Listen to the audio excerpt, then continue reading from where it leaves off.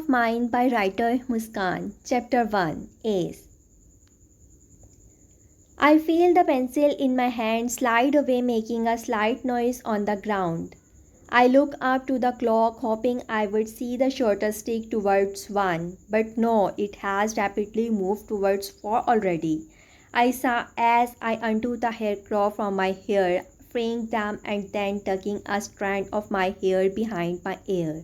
As it has fallen to my face, I take all the hair and wrap it around my fist and look at the book before me. I know I should not stress over this. I have studied a lot, more than I should actually, but still I feel a little anxiousness in my heart. I can feel my hands getting sweaty, my back hurting as if it's going to crack any moment. My head is a little dizzy. I know I have to drink some energy drink to feel better. Oh, did I have dinner? I ask myself as I heard my stomach calling me. No, I have not. It's all because of him, my fist getting a little stronger hold on my hair, as if it's going to rip it off. My life is a sunshine, was a sunshine, before Ryan Gray decided to come and ruin it. Ruin my seconds, minutes, hours, days, nights, weekends, just everything. I was happy, very happy with no competitors. But he was not needed in my life, yet he still came.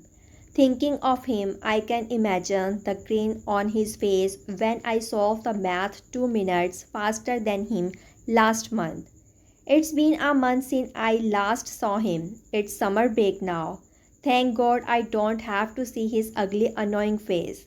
Well, I don't think his foxy face with detailed features deserves the title of ugly or not. But at least his personality is ugly. I know he has played volleyball in the beach and spent his time with his friends. All break as usual. He never studies, not even on lunch breaks, which is odd for a guy who has beat me the minute he entered. Tomorrow the break ends, which means I have to see his not ugly face. I want to beat him in the next test, like he beated me last time. I still remember the smirk he had on his pretty face while he said something to his friends which made them laugh. Pretty sure it was about me. He has no manners. I muttered under my breath as I envisaged him. Wait, did I just call him pretty? He is not pretty. Well, I hope he was not pretty.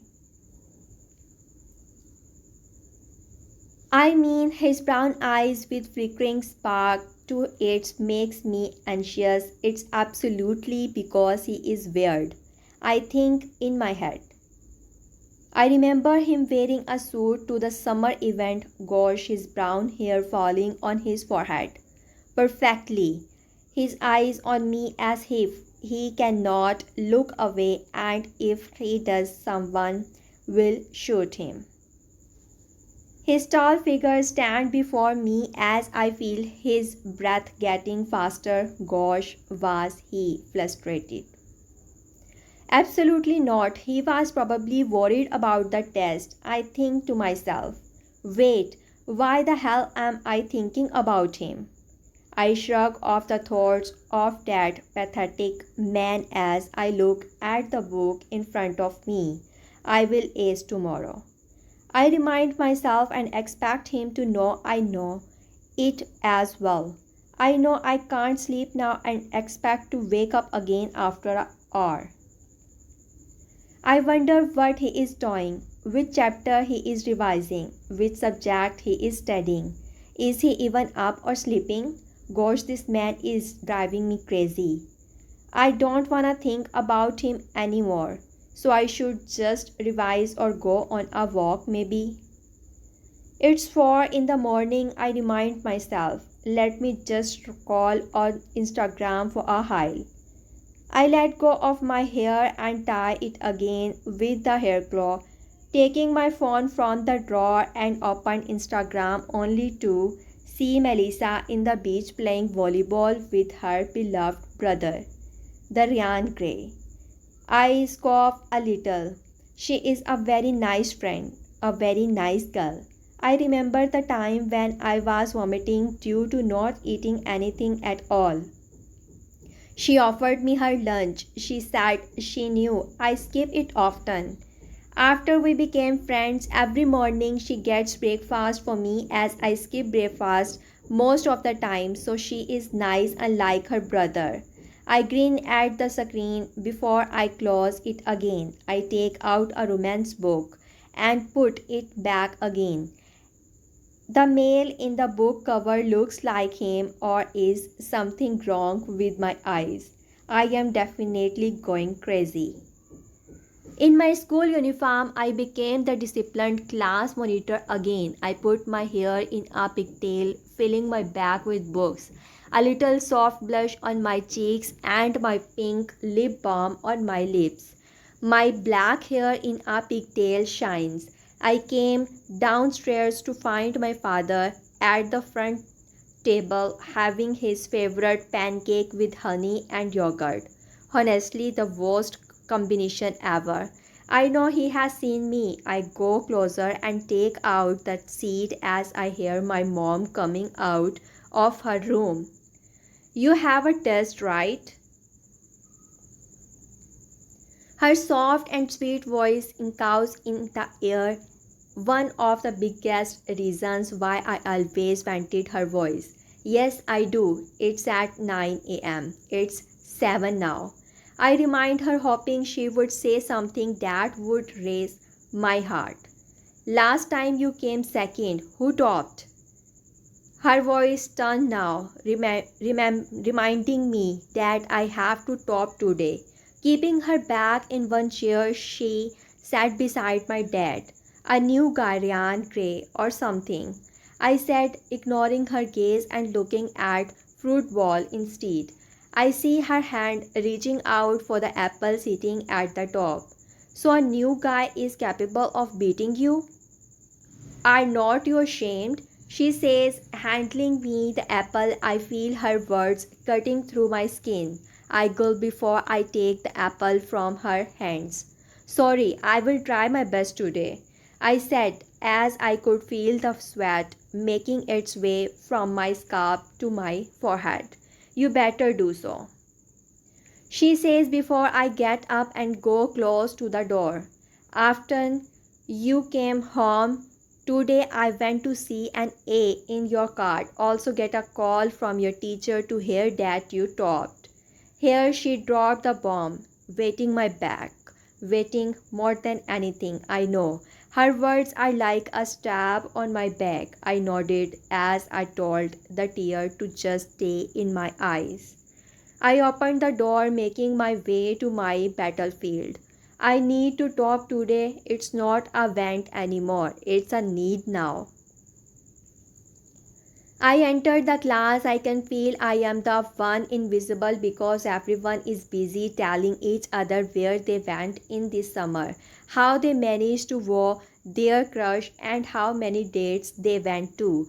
Every chipping bothers me weirdly. It's not like I am envious of them, I am just envious of their independence.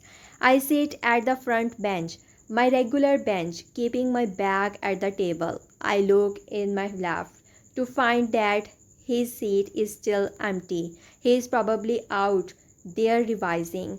I grin at my thought. I revise everything in my head, with eyes closed when I hear a thud on my table. I open my eyes to find Melissa standing before me with a paper bag in her hand.